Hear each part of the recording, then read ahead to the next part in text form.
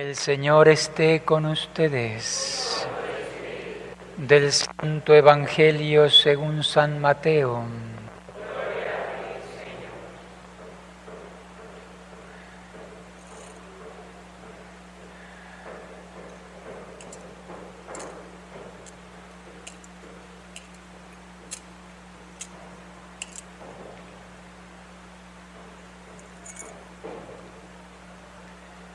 En aquel tiempo, Jesús dijo a sus discípulos: si tu hermano comete un pecado, ve y amonéstalo a solas.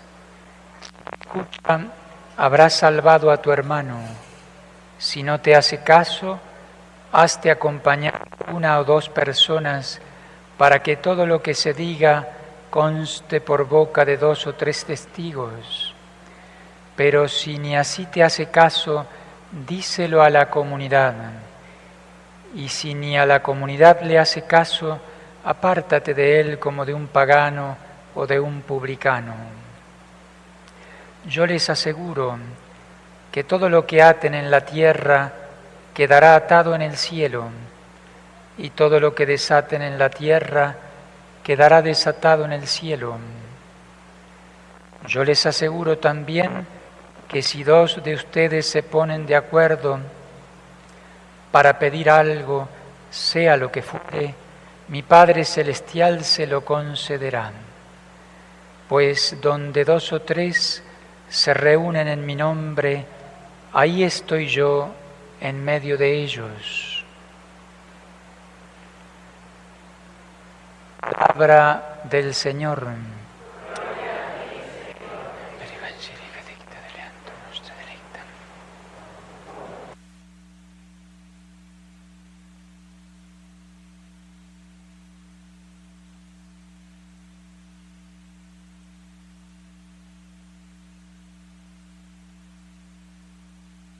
En el nombre del Padre, y del Hijo, y del Espíritu Santo. Amén. Nuestro Señor Jesucristo, nuestro Salvador, está presente en medio de nosotros. Así lo ha prometido Él antes de subir al cielo. Yo estaré siempre con ustedes hasta el fin del mundo, hasta el fin de los tiempos. Hay una presencia de Jesucristo en su iglesia, una presencia real. Por supuesto que la presencia más importante de Jesús en nosotros es la Sagrada Eucaristía. Allí el Señor está presente realmente con su cuerpo, con su sangre, con su alma, con su divinidad, todo su ser, aunque no lo veamos, Él está allí presente. En la celebración de la Santa Misa, en particular después de la consagración, cuando el Señor viene con su cuerpo incluso, es el cuerpo de Cristo, es la sangre de Cristo. Y está presente en la hostia, permanece allí presente para que podamos ir a su encuentro, a adorarlo, a orar en su presencia. Es una presencia espiritual, en primer lugar, pero también sensible. No lo vemos físicamente, pero sabemos que allí está Jesús. Se ha hecho pan, ya no es pan, es Cristo mismo, pero podemos ver, podemos hasta tocar, más que tocar, lo podemos comer a Cristo. Esa es la presencia más importante que tenemos, los católicos. La Iglesia, Cristo en el Santísimo Sacramento. Pero hay también otras presencias, también muy importantes. Cristo está presente en su palabra. Cuando escuchamos su palabra, especialmente en el Evangelio, cuando especialmente es proclamada en la celebración litúrgica, pues Cristo está allí presente en su palabra, Él nos habla a cada uno de nosotros y a todos en la comunidad. No hay que menospreciar esa presencia de Cristo. También en la lectura privada, personal, de la Sagrada Escritura, del Evangelio, allí es un encuentro con Cristo. Cristo está allí presente. Cristo está presente también en el interior del corazón, en el alma. Todos estamos llamados a entrar a nuestro corazón, a nuestro interior, en esa oración silenciosa, oculta. Cuando ores, enciérrate, ¿no?, en tu habitación, ora a tu Padre que ve en lo secreto. Todos nosotros tenemos que encontrarnos con Dios en nuestro corazón, con Jesucristo. El Señor dice en su Evangelio: el que me ama guardará mi palabra, y mi Padre lo amará, y vendremos a Él y pondremos en Él nuestra morada. Es decir, que hay una presencia real, no solo de Jesucristo, sino de su Padre y del Espíritu Santo, la Trinidad habitando en nuestro corazón. Presencia de Cristo en nuestro interior. Cristo está presente también en el pobre, en el enfermo, en el necesitado. Eso no tenemos que olvidar. El desprecio a un pobre, a un necesitado, a un enfermo, eso va directamente a Cristo. Lo que hicieron con Él, lo hacen conmigo, dijo Cristo. Entonces hay una presencia. A veces esa presencia está como escondida, porque esa persona a veces no es buena, ni siquiera es agradecida, puede ser un malo, pero Cristo está escondido allí, en el pobre, en el necesitado, en el enfermo. De nada serviría venir a la iglesia y después despreciar al prójimo, ¿no? Despreciar o ignorar esa presencia de Cristo. Tenemos que amar al prójimo, en particular al más necesitado. Pero Cristo también está presente, y a eso hace referencia el Evangelio de hoy, en el último versículo. Tiene varias enseñanzas, pero me detengo un poquito en ese último versículo del Evangelio de hoy. El Evangelio habla de corrección fraterna, habla del poder atar y desatar que tiene la Iglesia, poder de la oración también, pero el último versículo: donde 2 o 3 se reúnen en mi nombre, ahí estoy yo en medio de ellos. Es decir, que Dios, Cristo mismo, está presente en la comunidad. Aunque esa comunidad sea reducida al número 2, donde 2 o 3 estén reunidos en mi nombre, allí estoy en medio de ellos. El poder que tiene esa oración comunitaria entre 2 personas o 3, la oración familiar, la oración comunitaria, litúrgica como tenemos ahora. Cristo está aquí presente en medio de nosotros. Pero no es una reunión, repito, aunque sea entre 2 personas, de cualquier manera, sino en su nombre. Cuando están reunidos en mi nombre, ahí estoy yo en medio de ellos. Por supuesto que tiene que darse ciertas condiciones en esa unión de 2, 3 o más personas. Tiene que ser una unión en Cristo que es la verdad. Yo soy la verdad, dice Cristo. Una unión en la fe. Tenemos una misma fe que nos une. Una unión, en segundo lugar, en el amor, en la caridad. Si hay división, pues ahí Cristo se retira. Si no hay comprensión, si no hay perdón, si no hay verdadera caridad, pues Cristo se retira. El diablo siempre anda buscando sembrar cizaña. En las comunidades, eso se da en todas las comunidades, parroquiales, etcétera, grupos contra grupos, personas contra personas, usando nuestros defectos. El diablo conoce nuestras miserias y toca toca la envidia, toca el orgullo, toca... y es especialista en sembrar cizaña. Pues que logra la división y el Señor se retira de ahí. Cuando 2 o 3 están reunidos en mi nombre, allí estoy yo en medio de ellos. El Señor, cuando en su oración sacerdotal, ya dirigiéndose al huerto de los olivos, ora a su Padre en voz alta para que escuchen sus discípulos, dice: Padre, que todos sean uno, como tú y yo somos uno. Eso quiere Dios de nosotros, sus hijos, que seamos unos. Que todos sean uno, como tú y yo somos uno, para que el mundo crea. El testimonio que da una comunidad unida en la fe, en la caridad, pues eso es algo apostólico, eso es como la luz que se difunde, como el fuego que se expande. En cambio, cuando hay división, pues es escándalo.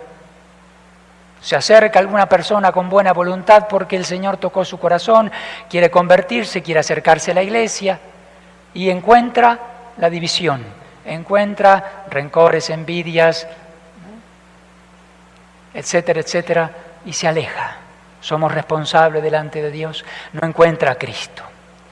Que todos sean uno para que el mundo crea. Padre, dice Jesús, continúa diciendo allí en esa oración, santifícalos en la verdad. Santifícalos en la verdad. Cristo es la plenitud de la verdad, Cristo es la verdad misma que se manifiesta, que se revela a nosotros, y la Iglesia tiene esa encomienda de custodiar la verdad y transmitirla para ser luz del mundo. Pues tenemos que tener mucho cuidado con eso. Donde 2 o 3 se reúnen en mi nombre, ahí estoy yo en medio de ellos. Dice un versículo del Antiguo Testamento: el hermano unido al hermano es invencible fortaleza. Nos volvemos invencibles cuando hay unión en la verdad y en la caridad. En la celebración litúrgica, como esta, se dan todos esos tipos de presencia, empezando por la presencia eucarística. En unos instantes el Señor se hará presente en el Santísimo Sacramento, el pan se convierte en el cuerpo de Cristo. Pero el Señor está presente en su palabra, el Señor está presente, ¿no?, cuando nos unimos a alabar a Dios, a cantarle, a pedirle perdón también en primer lugar, comenzando la Santa Misa. El Señor está presente. Ese signo de darnos la paz, que es optativo, puede darse, no puede darse, con la pandemia dejamos de hacerlo, pero es signo de algo que tiene que haber ahí adentro. Yo no desprecio a nadie, no excluyo a nadie. Si yo excluyo a alguien, en realidad yo me estoy separando.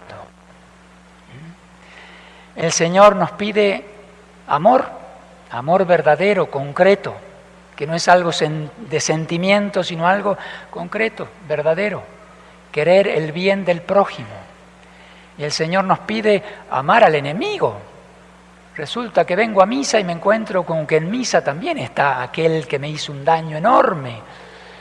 Mejor me voy a otro lado. Si hubiera sabido, me voy a otra misa. Pues tiene que haber amor ahí.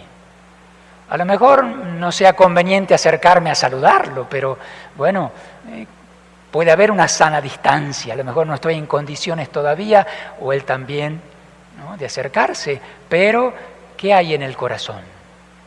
Tiene que haber perdón, tiene que haber oración por él. El Evangelio nos habla también de la corrección fraterna. Si hay verdadero amor, puedo corregir al prójimo. Si no hay amor, no puedo corregir al prójimo. Hay muchas correcciones fraternas que son desahogo de la ira o venganza, ¿no? Pues está mal, pues voy a aprovechar a corregirte. Pues no estoy en condiciones a lo mejor de corregirte. Empezando por las comunidades pequeñas, familiares, a mi esposo, a mi esposa, a mis hijos, me ofende a alguien cercano y enseguida reacciono. Eso no es corrección fraterna. Espérate, cálmate, deja que la ira se baje un poquito, aunque sea unas horas, espera, pídele ayuda a Dios y luego ve si realmente puedes señalar, corregir con verdadera caridad. En la verdad, que todos tenemos que tratar de buscar la verdad, muchas de esas divisiones son cuando nos dicen una verdad que no queremos escuchar. A lo mejor lo dicen de mala manera, pero bueno, tenemos que ser capaces de separar. A ver, ¿es verdad lo que me está diciendo? ¿Hay algo de verdad? Pues tomar eso bueno, perdonar lo otro y reconocer. Siempre queremos tener la razón porque somos inteligentes, porque estamos formados, porque hemos tenido una buena educación, etcétera, etcétera, pero queremos tener la razón. Esto es así porque yo lo digo y punto y aparte, ¿no? Tenemos que saber reconocer nuestros errores, nuestras limitaciones, pedir perdón, aceptar el perdón que la otra persona me pide. Todo eso tiene que ver con esa presencia de Cristo que ha venido a unir y a salvar lo que estaba perdido y ha venido a sanar los corazones. Si realmente está esa presencia interior, la caridad que reina en mí porque he hecho una buena confesión y quiero mejorar, pues eso tiene que impregnar toda mi vida, mis palabras, también mis actos, ahí mi familia, el núcleo familiar en primer lugar. San Pablo, segunda lectura de hoy, habla del amor. Dice, tenemos una deuda con el prójimo. Dice, no tengan con nadie otra deuda, ninguna otra deuda. La única que tenemos es la del amor mutuo, porque el que ama al prójimo ha cumplido ya toda la ley. Todo se resume en eso. Dice San Pablo, el no cometerás adulterio, el no robarás, no matarás, no darás falso testimonio, no codiciarás, todo se resume en el amor. Lo que le debemos al prójimo, a todos, es amor. Y eso es posible solamente con Cristo, con la gracia de Dios, que me va haciendo crecer y que me da esa capacidad para realmente amar y crecer en el amor. Esa presencia de Cristo es hermosa. No tomamos conciencia del todo de eso. Como los discípulos de Emaús. Eran dos que estaban desanimados, pero Jesús estaba ahí en medio de ellos. Venían platicando y el corazón empezó a encenderse, como después reconocieron, ¿no? Cuando descubrieron que Cristo estaba en medio de ellos. ¿No ardía acaso nuestro corazón cuando nos explicaba las Escrituras? La luz de la palabra de Dios, ¿no? La caridad, porque eran dos amigos, discípulos de Cristo, pero Cristo estaba ahí en medio de ellos. Ese amor, esa presencia de Cristo es como un fuego que va creciendo. Especialmente tenemos que aplicar esto que vengo diciendo a la familia, a esa comunidad que Dios ha creado, que Dios ha hecho en su providencia, el esposo, la esposa y los hijos. Iglesia doméstica, como decía San Juan Pablo II. Esta comunidad reunida tiene como su signo también en el matrimonio, en la familia. Una pequeña, es como un santuario la familia. La familia como Dios la quiere. Lo que veníamos diciendo, ¿no? Que en una comunidad si hay peleas, discordias, pues eso se da en primer lugar en la familia. Hoy asistimos a esa destrucción de la familias destruidas, heridas, disfuncionales, pues Dios no quiere eso.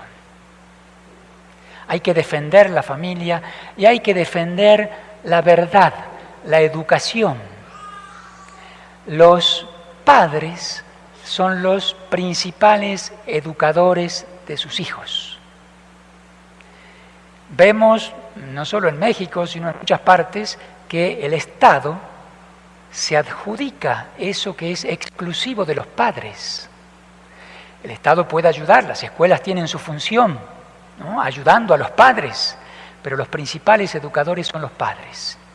Y hoy día se vuelve eso insustituible porque atacan a los niños de las escuelas. Ya saben ustedes, esos libros de texto que están promoviendo y que ya se han repartido, ahora hay como un pequeño freno, ¿no?, que gracias a algunos que han luchado y muchos que han rezado han puesto algún freno, pero van a volver al ataque pronto, ¿no? Las pobres maestras, las maestras buenas no saben qué hacer, tienen que hacer malabarismos porque tienen que obedecer supuestamente a esos mandatos y saben que está mal eso, que no quisieran enseñar, no quieren enseñar eso. Tienen que hacer malabarismo, a veces enfrentándose a sus directivos, y algunas prefieren, pues me voy, ¿no? La escuela, los padres tranquilos entregan a sus hijos pequeñitos, desde el kinder, a la escuela. ¿Y qué le enseñan? ¿Son conscientes? Creo que muchos de ustedes sí, de lo que le quieren enseñar a los hijos. No solamente que Dios está ausente, de las escuelas Dios está ausente hace mucho tiempo, ya muchas décadas. Lo han expulsado de las escuelas, salvo algunas escuelas católicas que intentan enseñar también algo, pero en general Dios está ausente de las escuelas. Pero ahora quieren destruir al niño y a la niña con esa ideología de género, ¿no?, cambiarles la cabeza, cambiarles el corazón. ¿Se imaginan lo que significa para un niño pequeñito eso? Un veneno mortal. Después los papás se encuentran con esa realidad. Ya el demonio se los robó. Una opción válida y que está creciendo en muchas partes es la educación en casa, homeschooling, no sé bien cómo se pronuncia, no sé inglés, pero aquí hay varias familias, como 6 o 7, que van a comenzar, hoy han venido especialmente, para entregarle ese proyecto a Dios, ¿no?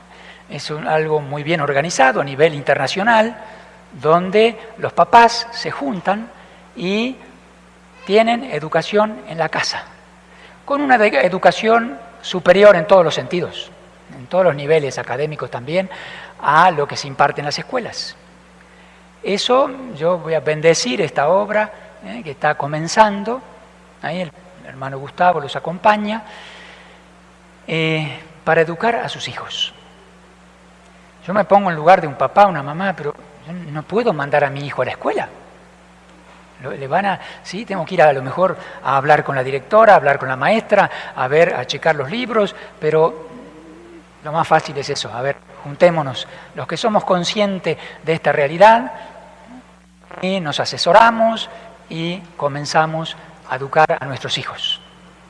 Eso está funcionando muy bien en muchos lugares, en muchos países, en Estados Unidos, aquí en México ha crecido mucho, en varios lugares. Pues si necesitan asesoramiento de eso para los papás que estén aquí presentes, pues ahí hablan con el hermano Gustavo. Eso tiene que ver con aquello que decía Juan Pablo II, el cardenal Sara, en esta situación tan decadente de la sociedad que nos toca vivir. Frases muy importantes del cardenal Sara, Robert Sara, dice: los cristianos tienen que ser capaces de crear oasis en los que el aire sea respirable. Familias, mi familia en primer lugar, un ambiente de paz, donde haya caridad, donde haya verdad, familias unidas, o lugares como este monasterio, ¿no?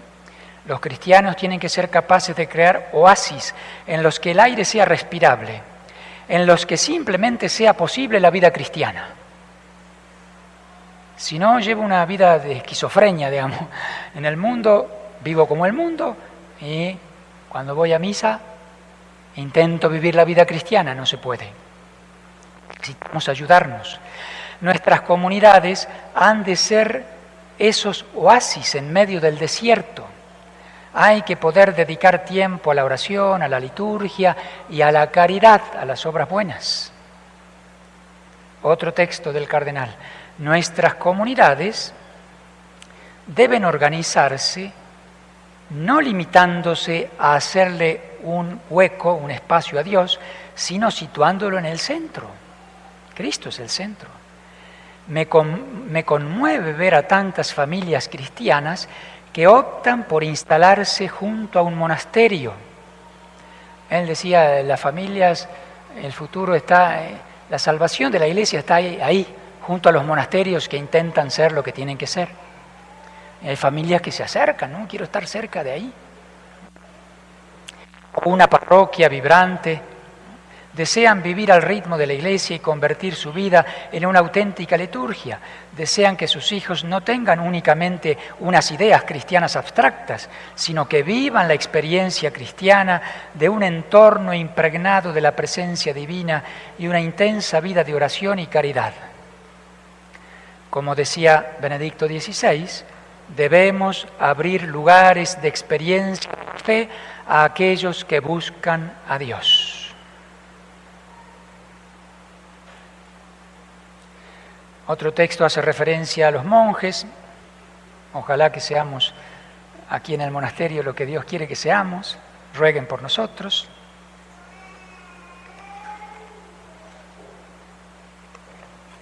Juan Pablo II, ya termino, alguna frase de Juan Pablo II. San Juan Pablo II, ¿no? Aquel que hizo tanto por las familias y que defendió tanto a los niños, empezando por los niños en el vientre de sus madres, ¿no? Los padres son los primeros y principales educadores de sus propios hijos, lo que dijimos. Y en este campo tienen incluso una competencia fundamental. Son educadores por ser padres. Comparten su misión educativa con otras personas e instituciones, como la Iglesia y el Estado, ¿no? La Iglesia con la catequesis, el Estado con las escuelas, pero si eso no funciona, o aunque funcione bien, el papá y la mamá no se puede desentender. Lo mando a catecismo, lo mando a la escuela. No están cumpliendo con su misión de padres, propiamente como educadores. La institución familiar, Juan Pablo II, sale reforzada de esta solidaridad. Bueno, hace referencia al principio de solidaridad que nos hace ayudar a unos entre otros. Voy a otro texto. Es importante que las familias traten de construir entre ellas lazos de solidaridad, como lo han hecho ustedes, en que acrecentarse todo eso. Esto sobre todo les permite prestarse mutuamente un servicio educativo común. Los padres son educados por medio de otros padres, los hijos por medio de otros hijos. Se crea así una peculiar tradición educativa que encuentra su fuerza en el carácter de iglesia doméstica que es propio de la familia.